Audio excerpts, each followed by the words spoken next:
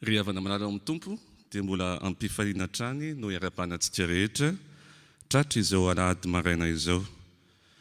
Faly miara-pantsika rehetra koa ny vala fiadanana izay mitarika izao fanompoam-pivavahana izao, ka ny loha hevitra anompanantsika izao fotoana izao dia miorina amin'ny teny hoe ny finoana no ahafahantsika milaza fa Jesosy no Mesia sy Andriamanitra velona.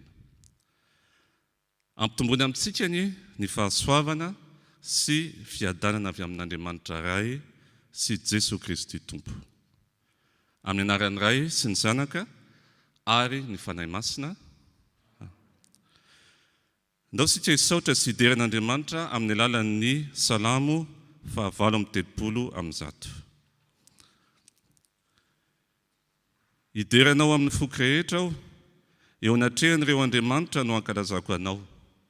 Hivavaka manandrify ny tempolinao masina aho, ka hidera ny anaranao noho ny famindramponao sy ny fahamarinanao. Fa efa nomenao voninahitra ny teninao ho ambony ny anaranao rehetra. Tamin'ny andro nitarainako dia namaly ahy ianao. Nomenao fahasahianao ka nisy hery ny fanahiko. Jehovah, hideranao ny mpanjaka rehetra amin'ny tany, fa handre ny tenin'ny vavanao izy. Eny, ihirany amin'ny lalan'i Jehovah izy, fa lehibe ny voninahitry Jehovah. Fa na dia avo aza Jehovah dia mijery ny ambany toetra, ary ny mpiavonavina fantany eny lavitra eny. Na dia andeha eo amin'ny fahoriana aza aho, dia amelona ahy ianao. Aninjitra ny tananao hanohitra ny fahatezeran'ny fahavalika ianao, ary hamonjy ahy ny tananao ankavanana. Jehovah no atanteraka ny amiko, Jehovah mandrakizay ny famindramponao, aza mahafoy ny asan'ny tananao.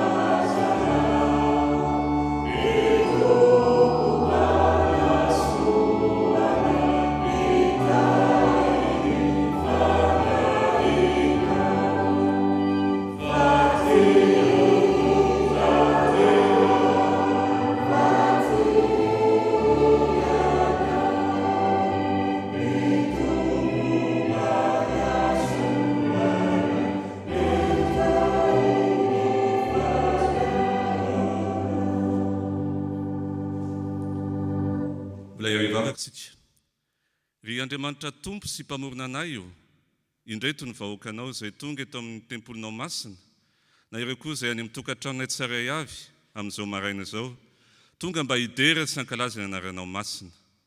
Misaotra anao izahay fa mbola nitahinao ka tratra izao alahady maraina izao, afaka manandraka vavaka sy feo fiderana ho anao. Misaotra anao noho ny nanavozanao indray ny famindramponao aminay, ka mbola mampijoro anay ankehitriny. Lehibe tokoa ny fitiavanao anay, ka tsy navelanao atoritory na rendremana izahay, ka narotsaka ao aty aminay ny fanahinao masina, mba hampray anay amin'ny alalan'izao fanompom-pivavahana izao. Tompo malalo, tsy misy Andriamanitra hafa mihoatra noho ianao, fa anao ny fahefana rehetra mandrakizay aneny anaranao. Ampangino ary Tompo izay feo rehetra tsy avy aminao, ka tsy hahafahanay miray tanteraka aminao, mba handraisanay hery vaovao indray hamakivakiana izao fiainana izao, izay feno fisedrana sy fitsapana, ary ampitomboy aty anatinay hatrany ny finoanan'i Jesosy Kristy zanakao mpamonjy anay, mba handresainay ny fankapana rehetra manodidina anay. Dia ho anao anery Andriamanitra, Ray, Zanaka sy Fanahy Masina, ny dera sy laza ary ny voninahitra mandrakizay, ary ny fiadananao anjaka aminay tsirairay avy. Amen. Petraka ny fiangonana.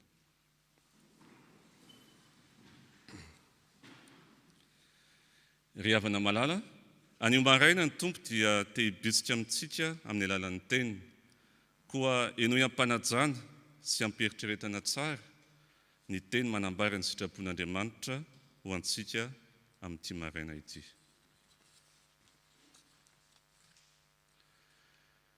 Dinio ny tenanareo raha mitoetra amin'ny finoana ianareo na tsy. Izaho toetra ny tenanareo. Moa tsy fantatrareo va ny amin'ny tenanareo fa ao anatinareo Jesosy Kristy raha tsy olona nolavina ianareo. Ry havana malala, tsy natanteraka izany sitrapon'Andriamanitra izany isika, ka aoka anatina ny Tompo iaiky ny fahotantsika eo anatrehany, ka hanaraka izao tonom-bavaka izao. Hivavaka isika. Ry Tompo malalo, manoloana ny sitraponao izay vao nivakiana taminay teo dia menatra izahay, ary mahatsapa fa tsy tanteraka teo anatrehanao.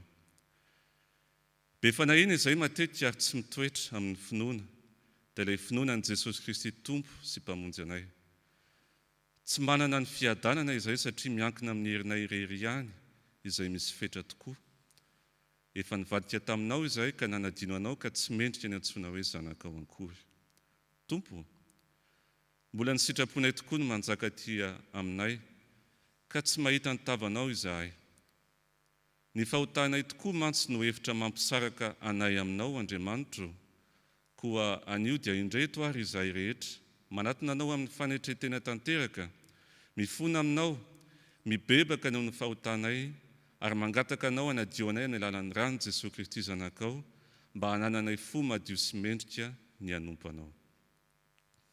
Ry Andriamanitra be famindram-po, izay nanolotra ny zanakao lahy tokana ho faty isolanay, mamindra fo aminay, ary noho ny anarany dia mamelany fahotanay rehetra, ary ampitomboy amin'ny alalan'ny fanahinao masina ny fahalalànay marina anao sy ny sitraponao, ary ny fanohavana marina ny teninao, mba ho tonga amin'ny fahasambarana mandrakizay izahay noho ny fahasoavanao amin'ny alalan'i Jesosy Kristy Tomponay.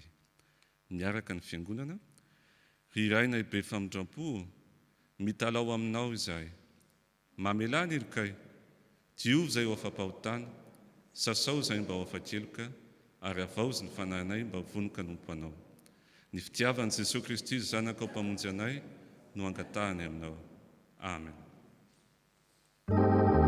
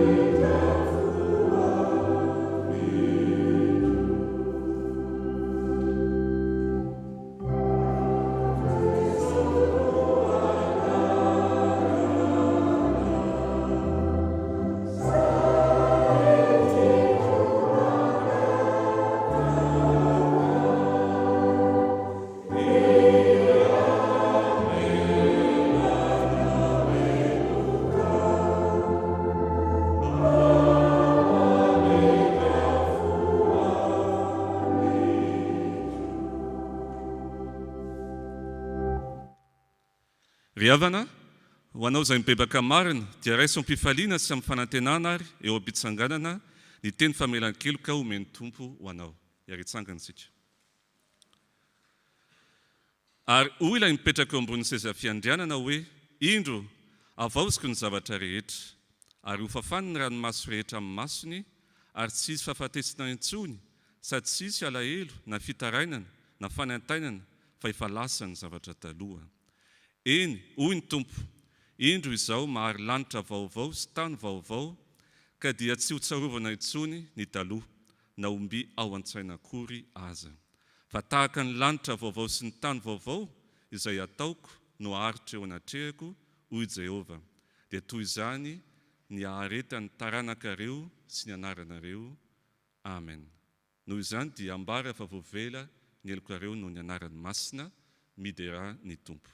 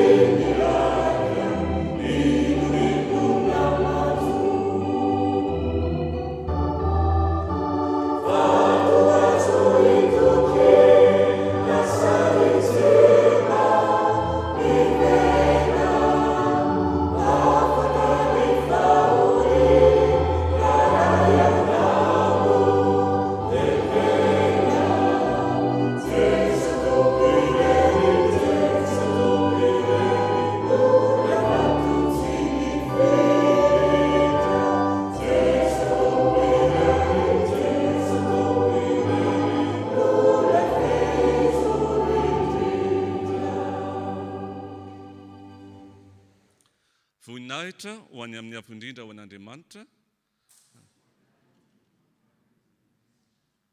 Mipetraka ny fiangonana.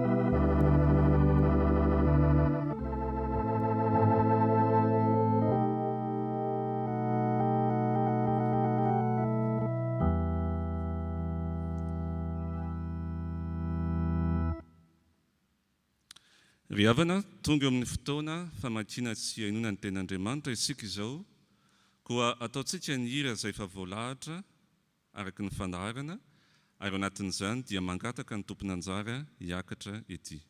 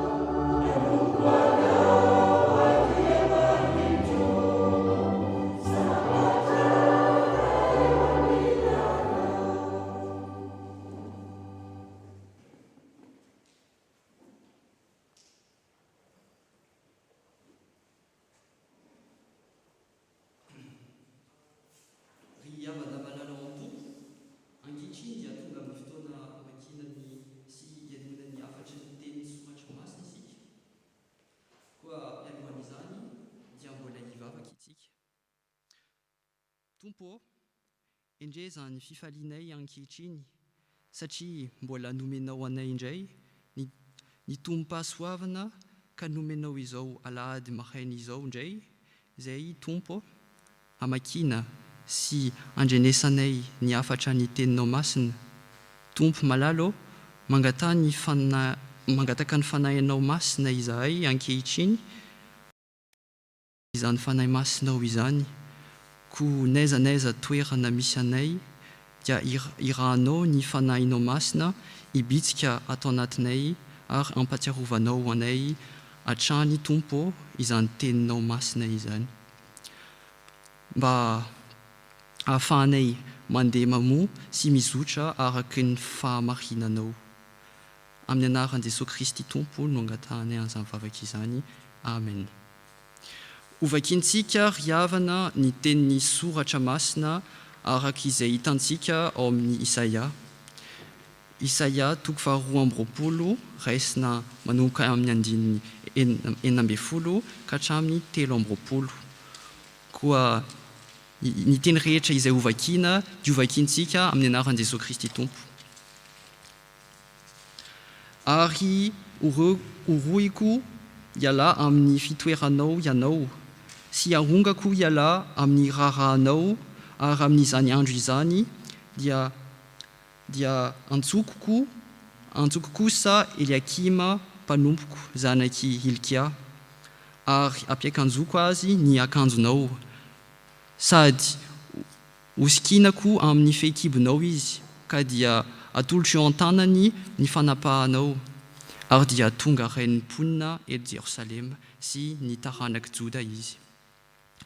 Ary apetrako eto an-tsorony ny fanala hidin'ny tranon'i Davida dia amoa izy, ka tsy hisy andrindrina, ary andrindrina izy ka tsy hisy amoa, ary atsatoko toy ny fiantonan-javatra eo amin'ny fitoerana mafy izy ka ho sezam-boninahitra ho an'ny mpianakavy indrainy.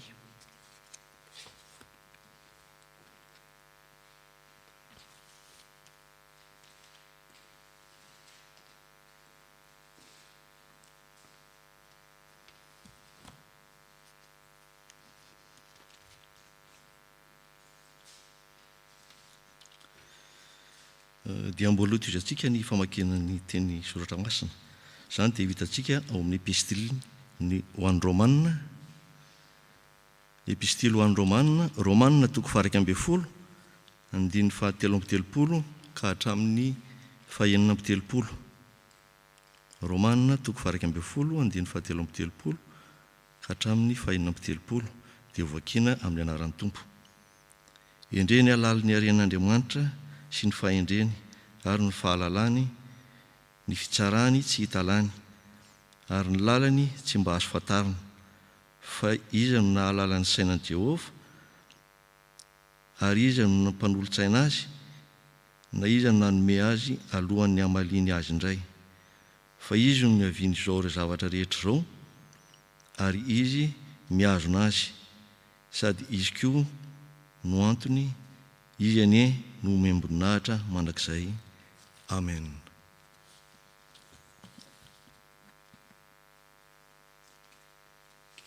Miara-mitsangana isika.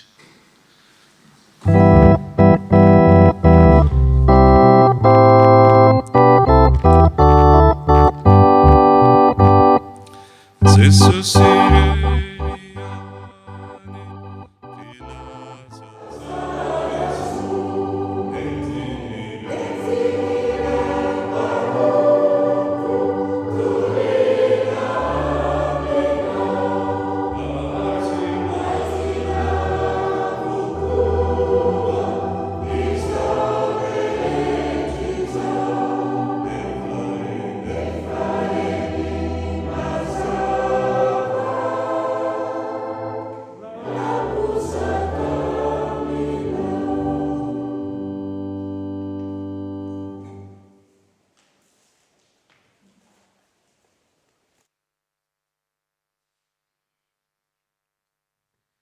Mbola ho toizantsika ny famakiana ny teny soratra masina. Izany dia ho hitantsika ao amin'ny filazantsara Matthieu toko faha 12, andiny faha 13 ka hatramin'ny faha 20. Matthieu toko faha 12, andiny faha 13 ka hatramin'ny faha 20. Rehefa hitantsika dia vakintsika ny anaran'i Jesosy. Ary rehefa tonga tany amin'ny faritany Kaisara Filipo Jesosy, dia nanontany mpianana izy ka nanao hoe, ataon'ny olona iza moa ny zanak'olona? Dia hoy ireo, hoy ny sasany Jaona mpanao batisa, ary hoy ny sasany Elia, ary hoy ny sasany Jeremia na anankiray amin'ny mpaminany. Ary hoy Jesosy taminy, fa ianareo kosa manao ahy ho iza? Ary namaly Simona Petera ka nanao hoe, ianao no Kristy, zanak'Andriamanitra velona. Dia namaly Jesosy ka nanao taminy hoe, sambatra ianao ry Simona Bar-Jona, fa tsy nofamandrano naneo anao izao, fa naraiko izay any an-danitra. Ary izao milaza aminao koa, ianao no Petera, ary ambon'ity vatolampy ity no ahoriko ny fiangonako, ary ny vavahadin'ny fiainana tsy hita tsy haharesy azy. Omeko anao ny fanalahitin'ny fanjakan'ny lanitra, ka na inona fehezinao etỳ ambony tany dia ho fehezina any an-danitra, ary na inona vahanao etỳ ambony tany dia ho vahanao any an-danitra. Ary tamin'izany dia hanandrara ny mpianatra izy mba tsy hilaza amin'ny olona akory fa izy no Kristy. Amen.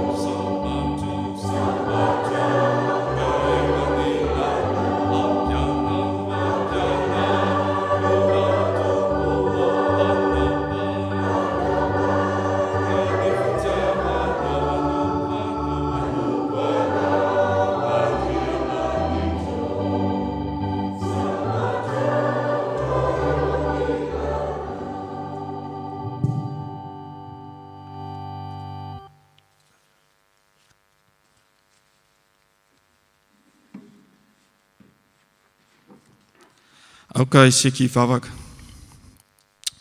Misaotra anao izay tompo fa nivoroinao eto indray hidera isan-kalaza ny anaranao masina. Mivavaka aminao izay mba ny herin'ny fanamasina no hanampy anay amin'ny fitondrana ny teninao, ampita izany tsisy analana, tsisy anampiana, fa araka izay sitrakao. Dia mivavaka aminao koa izay mba ho tany lonaka, hamoa voabe ny tany hamafazana izany voana tsara avy aminao izany, dia izay rehetra manatrika eto amin'izao fotoam-pivavahana izao sy ireo izay manatrika izao fotoam-pivavahana izao koa any an-tokantrano tsirairay avy any. Dia amin'ny anaranao hatrany Jesosy no anaovanay izany mivavaka izany. Amen. Petraka amin'ny fiangonana.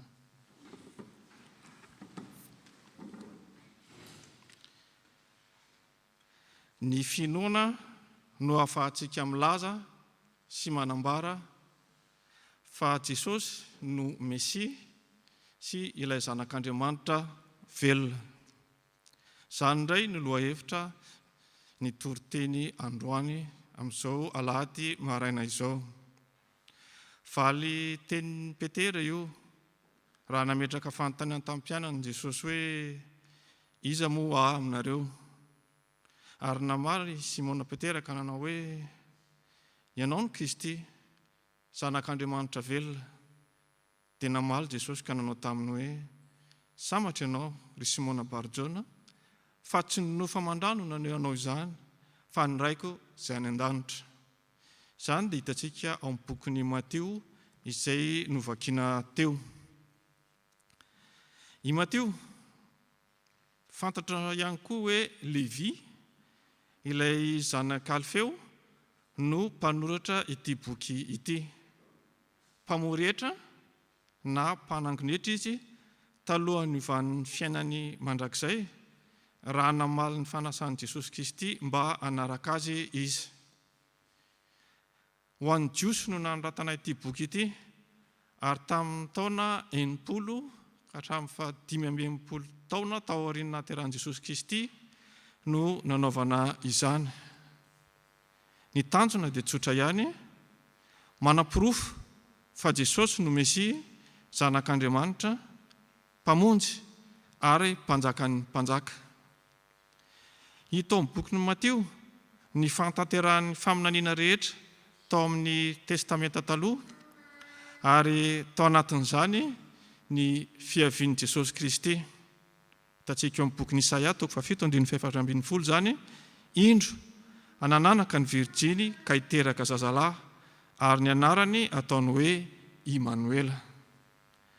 Raha ny konteksta indray no jerena eto, dia avy nanasitrana jamba tao Betsaida i Jesosy, dia nakany amin'ny tanàna natsoina hoe Kaisaria Filipo.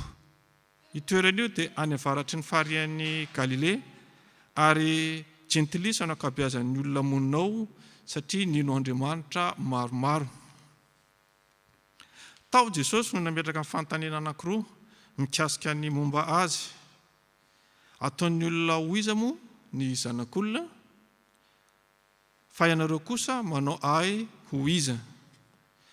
Ho hitantsika manaraka eto ny valitenin'ireo fanontaniana roa ireo, ary ny ahafantarantsika bebe kokoa ho an'ny Petera, mpianatra Jesosy, ary marana anazy ny famaritana fohifohy ny amin'ny atao hoe finoana. Ataon'ny olona ho iza moa ny zanak'olona. Namaly ny mpianatra hoe Jaona mpanao batisa. Ny sasany nanao hoe Elia, ary ny hafa indray manao hoe Jeremia na anankiray amin'ireo mpaminan'Andriamanitra. Ny ifandraisan'ireo anarana telo ireo dia samy mpaminany avokoa izy ireo. Izay no fijerintsika amin'ny maha-olombelona antsika. Tsy misy mahadiso an'izany, fa mila mijery lavilavitra kokoa isika, satria tsy azo fehezina amin'ny fijery nofa mandrà ny fihevitr'Andriamanitra. Reto misy tantara roa afaka ambara ho fanamafisana izay voalaza etsy ambony mikasika ny fijerintsika olombelona. Maro no afaka lazaina momba izany, fa roa no singanina eto. Ny voalohany ny antony fiavian'i Jesosy Kristy tetỳ an-tany, Ary ny faharoa, ny tantaran'ilay mpanompon'Andriamanitra nahafatrapo tany amin'ny fiangonana tany Azia. Voalohany zany ny antony fiaviany Jesosy Kristy tetỳ an-tany. Raha jerevana nisy ny zavatra nisy tamin'izany fotoana izany dia nozanahan'ny Romanina ny Jiosy. Izany zany ny olana nisy isan'andro. Ary ny problema ny olana antsika olombelona rehefa fijerintsika no arahantsika dia ny olana misy andavanandro no mibahanao an-tsaintsika ka tsy fantatsika intsony hoe inona no sitrapon'Andriamanitra. Amin'izany fanjanahany Romanina izany dia nanantena maro satria fantatra fa ho avy ny Mesia fa ny fotoana no tsy ho fantatra, dia ny Mesia no hanafaka an'izareo vahoaka Jiosy amin'ny fanjanahan'ny Romanina. Nefa rehefa tonga teto Kristy dia tsy haka fahefana na hanongana ny fitondrana Romanina no asa misiona na ndray azy, fa ho faty eo amin'ny hazo fijaliana analan'ny fahotan'izao tontolo izao, hitsangana amin'ny maty ary hitondra ny fiadanana ho an'ny olona rehetra. Hitantsika fa samy hafa izany ny fijerin'ny olombelona sy ny fihevitr'Andriamanitra. Ny olombelona ny eritreritra hoe hanafaka ho an'ny Romanina nahatongavan'i Jesosy Kristy, nefa zavatra lehibe mihoatra n'izany no nataony, dia ny hanolotra ny teniny hanala amin'ny fahotan'izao tontolo izao. Ny faharoa, ny tantaran'ilay mpanompon'Andriamanitra tsara tany Azia. Nisy fiangonana lehibe tany Azia. Ny mpiangona dia atao eo amin'ny 5,000 eo, ny diakona ao amin'ny 100, ary tamin'izany dia manao ohatra ny fanaon'ny fifoazana eto am-piangonana eto ry zareo, dia misy ny asa sy fampaherezana. Ary ny asa tsara ny rehetra tamin'izany, nisy ny sitrana, nisy ny nahazo fampaherezana, nahazo fahafam-po. Ary nisy ity mpanompon'Andriamanitra iray ity izay tsy azo zany hoe tonga lafatra satria tsy mbola olombelona ihany izy. Indrindra teo amin'ny asa am-piangonana ka teo foana rehefa natsoina ary nazoto tamin'izany asa sy fampaherezana izany. Nanana zany lazana azy, nanana laza tsara izy teo amin'ny fiangonana.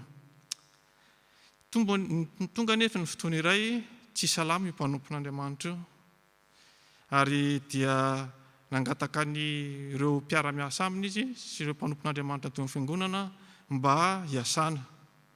Dia ny hevitry ny olona rehetra teo amin'ny fiangonana, na mpiangona na ny tompona ndraikitra, dia hoe olona mpanompo tsara io, hiasana izy ary ho sitrana izy, ho sitratsika izy amin'ny alalan'ny tompo. Dia natao ara ny asa tao aminy mba sitrana azy. Izao no zavatra nitranga, sitrana io mpanompon'Andriamanitra io teo amin'ny fiangonana io. Tsy vitany tsy sitrana izy, fa ny omby ny aretina nahazo azy ary voaterinetina tany amin'ny hopitaly. Nijanona elaela kely teny amin'ny hopitaly izy ary dia maty izy fotoana vitsivitsy nipetrahany teny amin'ny hopitaly. Dia felom-panontaniana ny olona teo amin'ny fiangonana hoe sao dia diso fangataka ary tsika naninona no tsy nahazo valiny ny vavaka nataontsika. Dia eo ny miditra ilay zavatra nazavaina teo, inona no fijerintsika olombelona araka izay voalaza teo, manahoana ny fijerin'Andriamanitra, satria ny fijerin'Andriamanitra tsy azo fehezitsika amin'ny zavatra fantatsika. Dia nandeha teny ny fotoana, ny zavatra tsafa teo amin'ny hopitaly nisy azy io lasa nivavaka sy namaky soratra masina ary nanantona fiangonana, nakabeazan'ny olona izay mifanerasera taminy, izay nitsabo ny olona maty io diakona mpanompon'Andriamanitra io tany amin'ny hopitaly. Ary teo vao tonga saina ny rehetra hoe ny sitrapon'Andriamanitra zany tsy nahasitrana n'ity mpanompo tsara ity eo amin'ny fiangonana, fa nitondra ny soratra masina eo amin'ny hopitaly io. Ary rehefa vita ny asa misioana izay nanran'ny tompo azy dia natsony ody any aminy izy. Mahavariana ireo tantara roa ireo fa manazava tsara foatran'iza ny fijerin'ny olombelona ary hitantsika koa fa tsy voafetra ny fijerin'Andriamanitra. Dia hiditra eo amin'ny fanontanian'i Jesosy faharoa ary isika izao, fianareo kosa manao ao iza. I Petera no namaly voalohany. ianao no Mesia, ilay zanak'Andriamanitra velona. Fomba Petera ihany izany satria tamin'i Jesosy nandeha teny ambony rano, dia izy koa no voalohany nangataka ny mba hanao izany. Fantatsika moa fandehan'ny tantara, fa raha mbola mibanjana an'i Jesosy izy nandeha teny ambony rano, dia netsara izany. Fa vao nahita an'ilay onjan-dranomasina izy, dia niletika tamin'ny tany ka nivonjen'i Jesosy, koa Jesosy ry kely finoana nanino ianao tsy nino. Matetiky Petera no tsy mieritreritra tsara rehefa miteny na manao zavatra, fa ny valitenina tamin'ny fanontanian'i Jesosy Kristy ity, izay teny hoe fa ianareo kosa manao izy izy Petera, ianao no Mesia zanak'Andriamanitra velona. Dia tamin'ity indray mitoraka ity dia nahatalanjana ny valiteniny ary nankasitrahan'i Jesosy izany. Ny toetra amin'ny Petera mantsy matetika dia ohatran'ny hoe olona tsy azo anankinana andraikitra, satria malaza tsy mitombona tsara, taitaitra, miovaova. Amin'ny fotoana iray izy miteny hoe anaraka anao hatramin'ny farany mantsin'i Jesosy, nefa taty aoriana izy fantatsika tsara fa nandahan'i Jesosy intelo. Tsy hitan'i Jesosy ara ve izany faly amin'ny Petera izany? Ny valiny dia tsotra ihany. Hitany fa hafa ny fomba fijeriny azy, tsy amin'ny fijeriny olombelona, fa amin'ny fijeriny izy ilay zanak'Andriamanitra velona. Tamin'izany nanaovany anarany, nananovan'ny ny anarany, ka raha Simona ny antsoina azy taloha dia nataony hoe Petera, izany hoe vato. Ny vato dia mafy, miorina tsara, izany hoe ireo zavatra rehetra tsy ampy tamin'ny fiainan'ny Petera taloha. Koa arak'izany dia eo ambonin'ny Petera no nanorenan'i Jesosy ny fiangonana. Manome hery antsika koa izany, satria ninona fahalementsika dia ao anatin'izany no miseho ny fahalebiazan'i Jesosy Kristy, ka ahafahantsika manao totosa ny asa fitoriana izay nandidiny antsika. Ny teny koa i Jesosy tamin'ny Petera hoe ny raiko izay any an-danitra no naneo izany taminao. Ny finoana no natakaran'i Petera fa Mesia sy zanak'Andriamanitra velona i Jesosy, tsy avy amin'ny fahagagana na avy amin'ny zavatra hita maso no ahazoana izany finoana izany, fa fanomezana avy amin'Andriamanitra tamin'ny alalan'ny fanahy masina. Hitantsika amin'ny Korintiana voalohany 12:7 izany milaza hoe tsy misy mahay manaiky hoe Jesosy no Tompo raha tsy amin'ny fanahy masina. Ny finoana an'i Jesosy koa izany no ahafahantsika manambara fa izy no Mesia sy zanak'Andriamanitra velona. Koa inona marina ry finoana ahafantarantsika ny hevitra sy ny sitrapon'Andriamanitra io. Ho jerentsika izany ny atao hoe finoana an'i Jesosy Kristy. Voalohany tsy azo fotsiny indray mandeha izany finoana izany, fa mila fotoana izay Andriamanitra ihany no mahalala sy mandahatra an'izany. Ianao no Mesia, zanak'Andriamanitra velona, resy lahatra tsy kelikely i Petera vao afaka niteny izany. Io finoana nananany io dia nitombo tsy kelikely tao aminy tamin'ny fanarahana sy ny fifaneraserahany tamin'i Jesosy Kristy avy amin'ny herin'ny fanahy masina. Misy dingana maromaro izany vao tonga amin'ny finoana voalaza eto. Ny fiainam-pinoana dia ny fananana fitokisana tanteraka amin'Andriamanitra mba hitondrany antsika any amin'ny lalindalina kokoa amin'ny fitombona ara-panahy.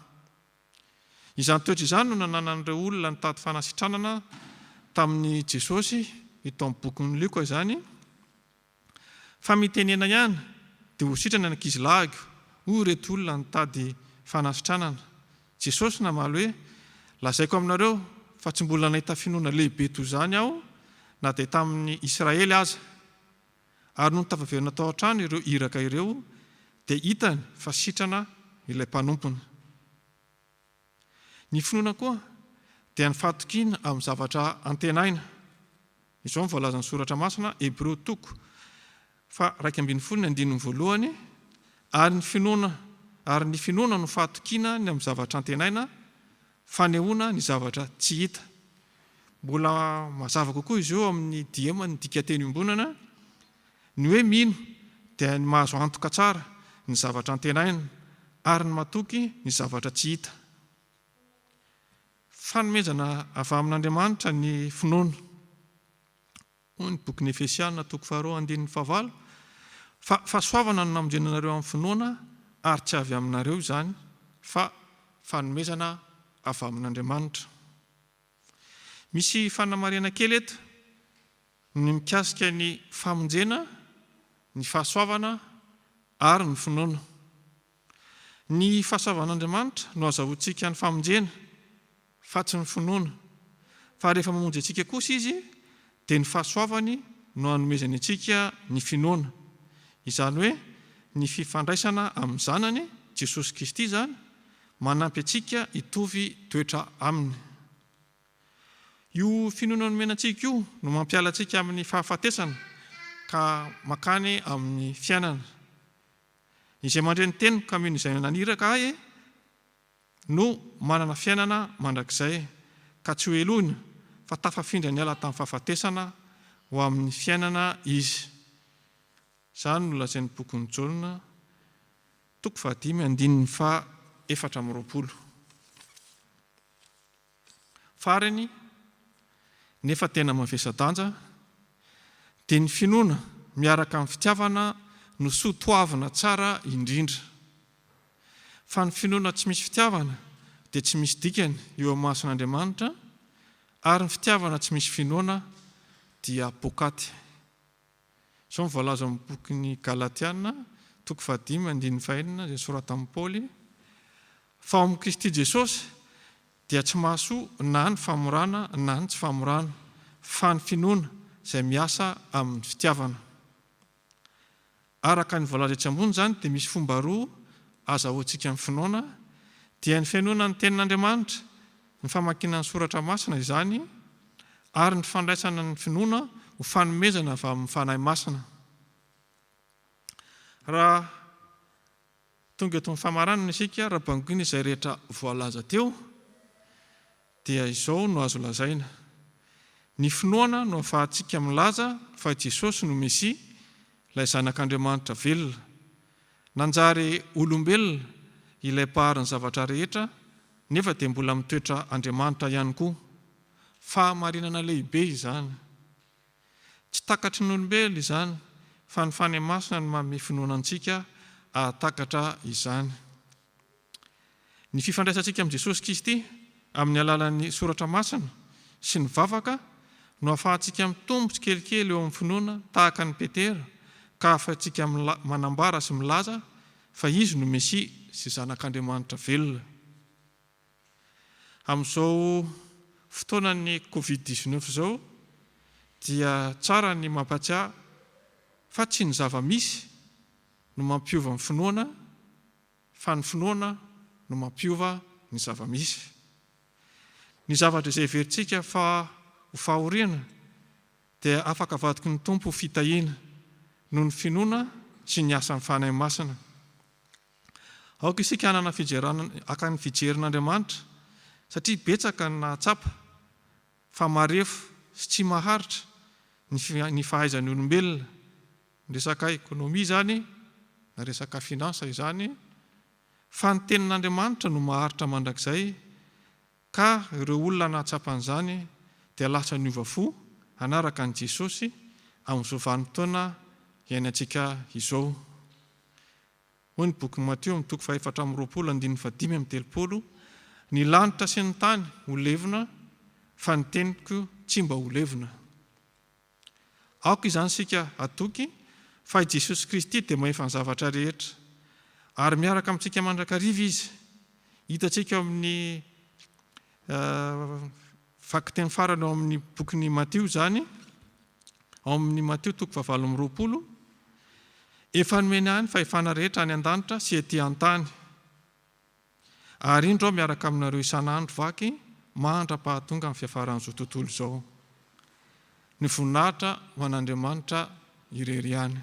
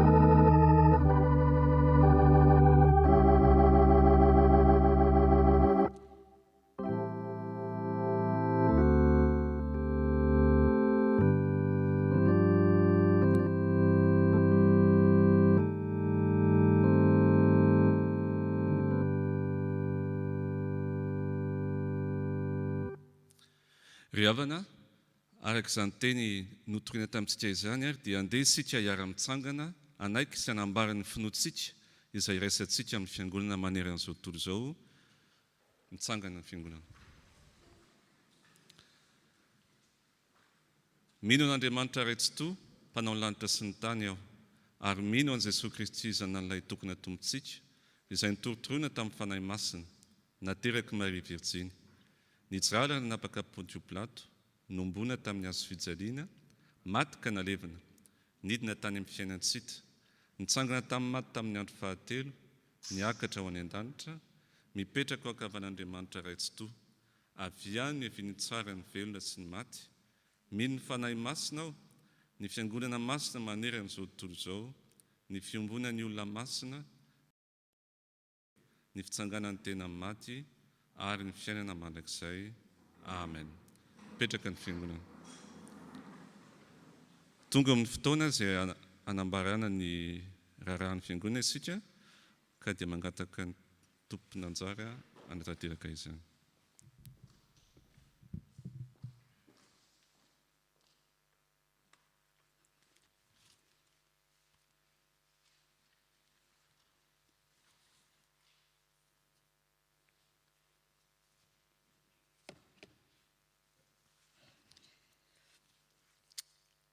Ny mpitandrina sy ny komitin'ny FPMA Toulouse dia faly miarabantsika indray ry havana, na isika izay manatrika eto, na ianareo rehetra ny tokantrano any izay manaraka izao fanompoam-pivavahana izao, amin'ny anaran'i Jesosy Kristy lohan'ny fiangonana sy tompony asa. Indreto indray ary ny fampahafantaram-baovao sy ny asa miandry antsika, koa samy mandray izay tandrify azy avy. Vaovao nasionaly, mba ahafahanareo izay mbola tsy nisoratra anarana manao izany, dia mampatsiahy fa mifarana ny 13 Aogositra ny fisoratana anarana. Mikasika ny Zakabe, SVK sy SLK iraisana, izany fisoratana anarana izany. Toy izao ny vaovao eto amin'ny tafo. Filazana teraka. Ce que tu fais, Éternel, me remplit de joie, et j'acclamerai les ouvrages de tes mains. Psaume 92, verset 5. Nzaka et Aurélie Rasoul-Njaibe sont heureux de vous annoncer la naissance de leur fille Joy Ambintsu Rasoul-Njaibe le 19 août 2020 à 16h43. À Dieu seul soit la gloire. Taratasy fisaorana. Fa raha velona isika dia velona ho an'ny tompo, ary raha maty isika dia maty ho an'ny tompo. Koa amin'izany, na velona na maty isika dia an'ny tompo ihany. Ny vady, ny zanaka manjafy, ny fianakaviana manontolo ny tompoko Lara-Jonal manana Jean, dia maneho fisaorana sy fankasitrahananareo rehetra na tsiaro sy nampionina ary nampahiranay tamin'ny soratra, ny teny, ny vavaka ary ny fietsika maro samihafa. Tsara levenana ny maty ary enikajy ny velona, koa dia nanao ny tsara ianareo nanao ireny taminay, ka dia mankatelina tompoko. Andriamanitra ny fahasoavana ny amalisoanareo sy ampitoetra ny fiadanany mandrakariva ao aminareo. Fampatsahivana sy fanentanana mikasika ny rakitra sy ny adidy. Ho fanohanana ny asa-piangonana izay tsy maintsy atao, dia amporisihana trano isika mba handrotsaka ny rakitra sy ny adidy izay tafiditra ao amin'ny fanajana ny andron'ny tompo dia ny Alahady izany. Maria na fana afaka manatrika na tsy afaka manatrika amin'ny vantana ny fanompoam-pivavahana azy isika, ny andron'ny tompo dia mitoetra ho andron'ny tompo. Ary ny fanajantsika izany sy ny adiditsika amin'ny tompo sy ny fiangonana dia tsy miato noho ny asan'ny teniny amintsika, araka ny teny ao amin'ny Timothée 2 manao hoe fa ny tenin'ny tompo tsy mba voafatotra. Ampatsahivina ary isika fa ny fomba telo ahafahantsika manao izany dia ny virement, ny chèque ary ny carte bancaire amin'ny alalan'ny lien Eloasso izay afaka ataontsika ao amin'ny tranokalan'ny fiangonana fpmatoulouse.com rubrique vondronasa vola sy fananana. Fa afaka manao izany koa isika ao aorian'ny fanompoam-pivavahana atao anaty arona eo am-piravana. Iangaviana fotsiny isika mba hanoratra ny anton'ireo fandraisana anjara na rakitra na adidy na rakim-pisaorana. Koa ny teny ampaherezana antsika dia arak'izay hita ao amin'ny Korintiana 2:2-5, andiny fahenina ka hatramin'ny fahavalo manao hoe fa izao no lazaiko.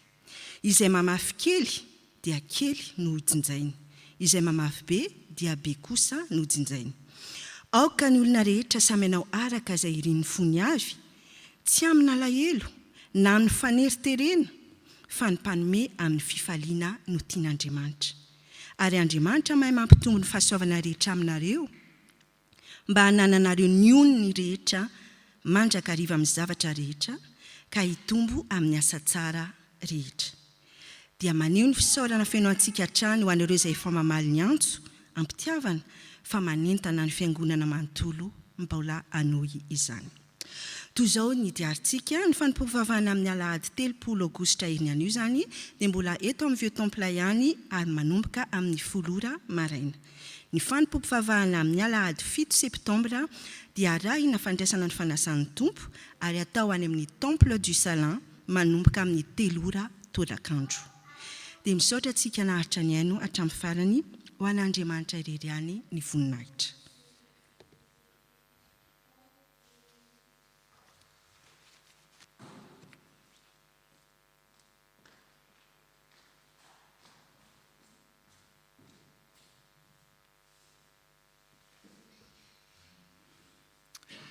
Fanaontsika ny miarahaba ireo vahiny izay sendra mandalo na voatonga eto amin'ny tanàna Toulouse ary izao vao manatrika ny fanompoam-pivavahana. Ka raha misy amintsika ao anatin'izany angatana mba hitsangana tompoko.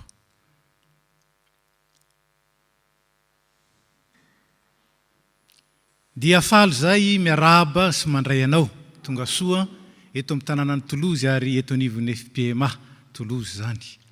Ny tavandralahy no mandranitra ny tavandralahy noho izany ny fanatrehanao sy ny fiarahanao aminay eto dia mamelombelona koa ny zoto sy ny fifaliana ty anatinay tamin'ny niarahanao nakalazan'Andriamanitra sy ny hain'ny teniny teto. Ka dia makasitraka anao zay ary misaotra indrindra amin'izany. Ka dia mitsodranao anao koa zay amin'ny anaran'ny tompo. Izy ene izay fanotantana ny dianao tonga teto ahatanteraka soa ny atony nahatongavanao eto. Ary indrindra anoana anao, anampy anao any amin'izay alehanao rehetra, na mitoetra anao na mandalo. Ary tsarova fa na oviana na oviana, ianao no mitoetra na mandalo eto, misy toerana ho anao eto amin'ny FPMA Toulouse. Dia mirary soa indrindra tompoka ary manatitra ny fisaorana. Mahazo mipetraka ianao.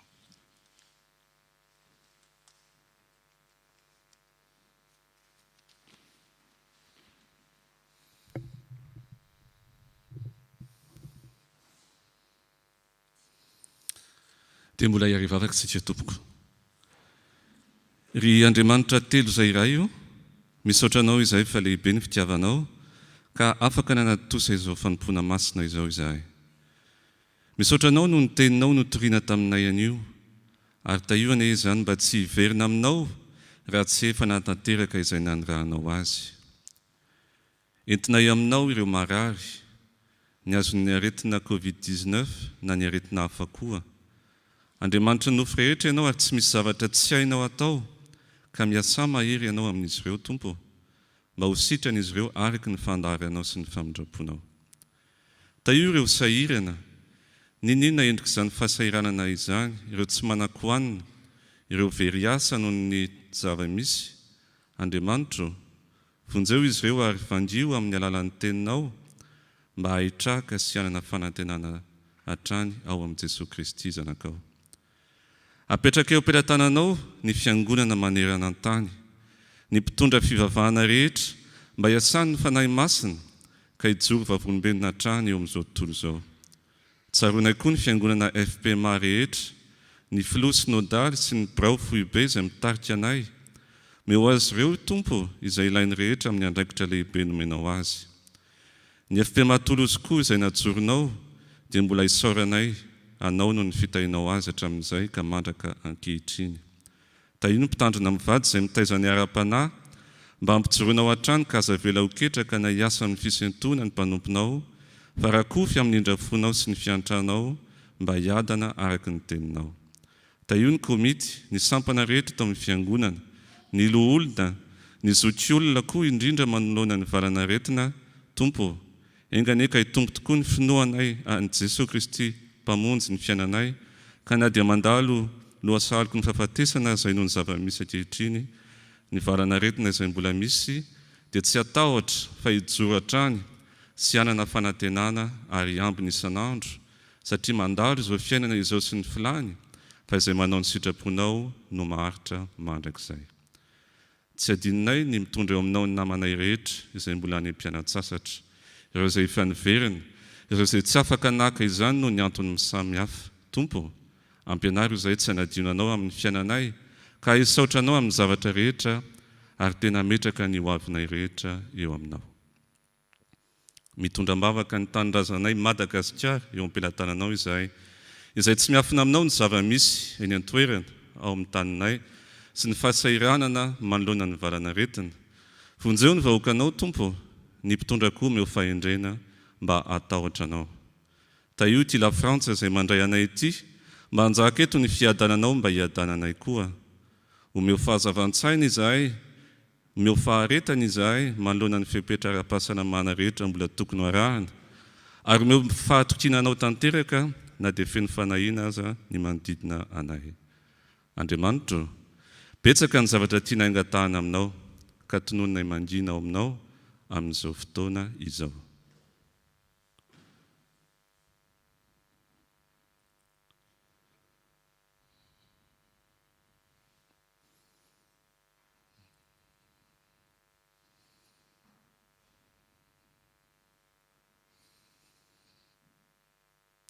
Ary dia farananay izao vavaka izao amin'ilay vavaka tsara indrindra nampianarin'i Jesosy Kristy anay manao hoe: raha anay izay ny an-danitra, ho hamasinina anie ny anaranao, ho tonga anie ny fanjakanao, atao anie ny sitraponao, na ety an-tany tahaka ny an-danitra.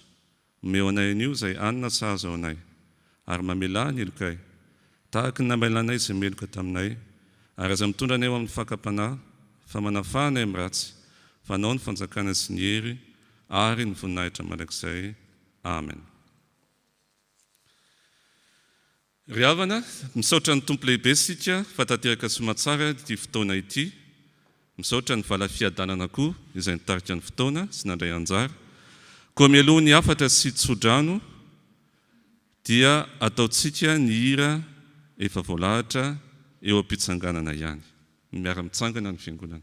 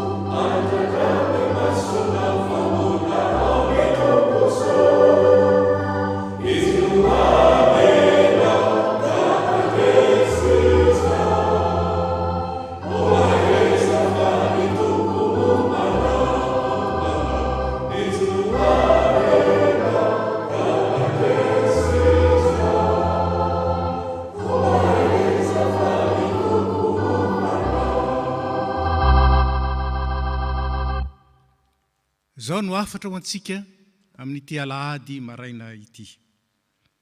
Koa amin'izany satria efa marinina tamin'ny finoana isika, dia aoka isika hanana fihavanana amin'Andriamanitra amin'ny alalan'i Jesosy Kristy Tompontsika. Dia raisy ny tsodrano tononona amin'ny anaran'ny Tompo. Ary Andriamanitra ny fanantenana ameno anareo amin'ny fifaliana sy ny fiadanana rehetra amin'ny finoanareo, mba hitombonareo amin'ny fanantenana no ny herin'ny fanahy masina. Amen.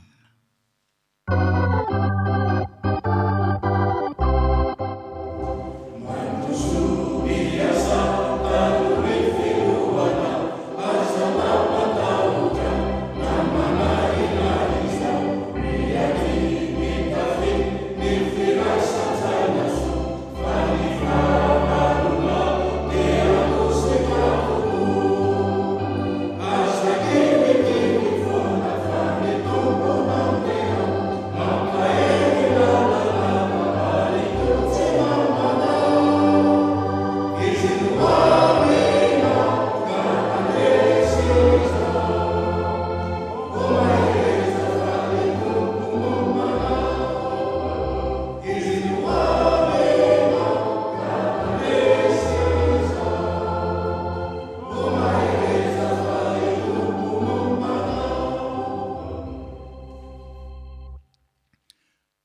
manahitra ho an'Andriamanitra ray zanaka ary fanahy masina izay hatramin'ny taloha indrindra ka ho mandrakizay amen. Mandehana amin'ny fiadanana ka manompony tompo amin'ny fifaliana.